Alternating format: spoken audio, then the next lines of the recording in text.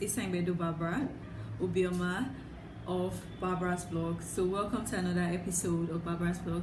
I want to use this opportunity to thank you people for coming back to this vlog. Coming back shows that you actually enjoyed last episode, and for new subscribers, thank you guys for subscribing and thank you for watching. So if you are just new, you might need to go back to watch the previous episode. Of course you need to go back, but you could just stay and watch this episode and go back to watch the other episode. So for the benefit of those that are just joining, Barbara's Vlog is a finance vlog. Now what we hope to achieve at the end of Barbara's Vlog is to educate, inspire, motivate people in the areas of finance. So welcome to another roller coaster of finance vlog by Barbara Isangbedo. So last week we talked about financial considerations every entrepreneur needs to consider before starting a business. Today we'll be talking about ways to increase your finance as a business owner. Everybody wants to increase their finance, everybody wants more money. So how do we have more money as a business owner?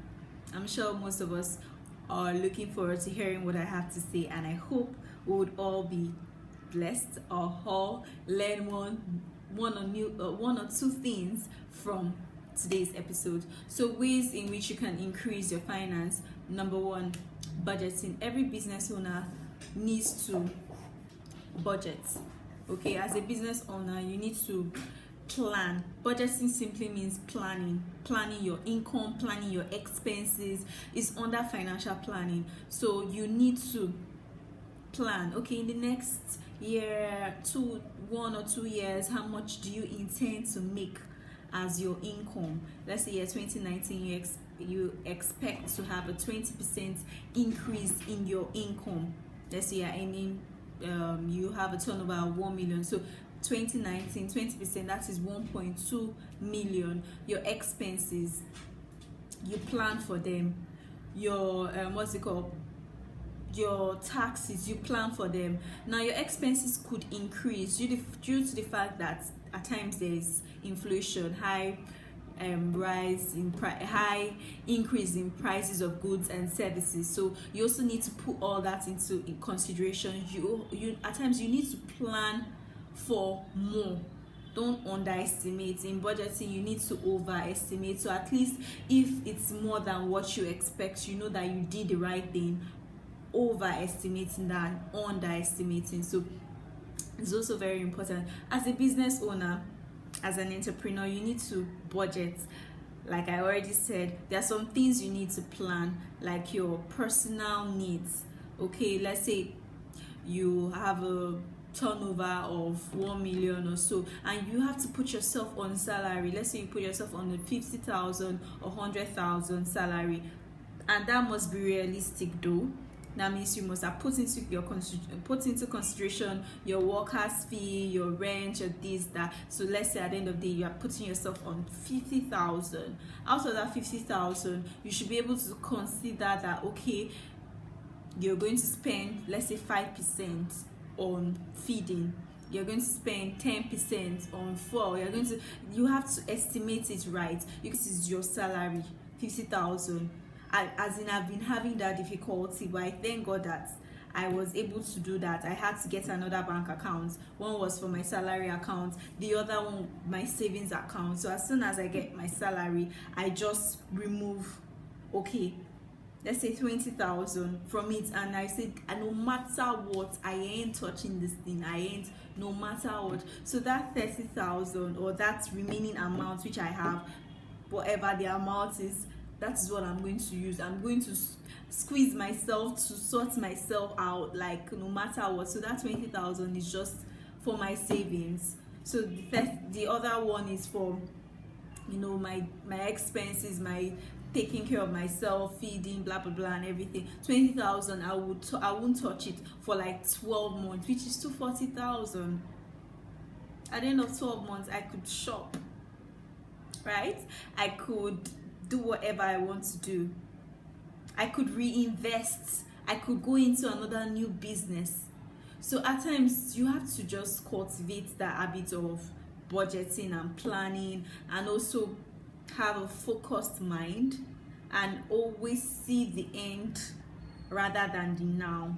As an accountant, as entrepreneurs, business owners, you should see now than the future. You should see the future than now, because some people, they just want to spend what they have now without planning. Just like you have a tuber of yam in your house, and you say that you have to eat that tuber of yam now.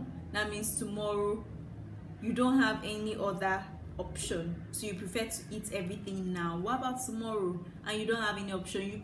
You could look for another thing to eat. What about if there's indomie? You could eat indomie while you save the other one for the next day. So you always have to plan, you always have to think ahead in business, and don't wait for things just to happen before you start and everything. So budgeting. Number 2 is savings. Budgeting, I almost talked about savings in budgeting, so it's just like a recap. Savings, you need to save.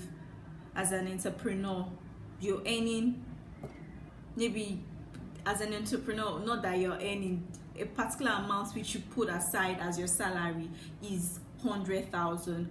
Out of that 100,000, if you are not married, you should be able to save at least 40% of 100,000, which is 40,000 if you are not married. Then if you are married, you should be able to save 20%, because I understand you need to take care of your children, this, that. So 40,000 if you're not married, 20,000 if you are married. Multiply by 12, that's 480,000 and 240,000 respectively, which you could reinvest into your business. You should also think wisely as an entrepreneur. That money in which you've saved, you could fix it. If you fix it in the bank as a fixed deposit, you could get interest on it. You could also buy treasury bills. That's something I discovered. I've always known that as an accountant, but it's something very good. I would advise you to do so. So instead of just keeping your money there, and the bank using your money to invest and get more money for themselves, you could buy treasury bills, and at the end of the day, your money does not just lay down there. Your money is working for you. Money is contributing to a pension scheme. Now, if you contribute to a pension scheme, you are able to increase your finance as a business owner. Okay, now you might wonder, what am I saying? Contributing to a pension scheme. Now, let me give you an example before I explain. Pension, pension is the amount you pay to your employees after they have worked for a period of time. Some people don't do that. Not all companies do that. It's mostly government organizations, but some just do that in order to keep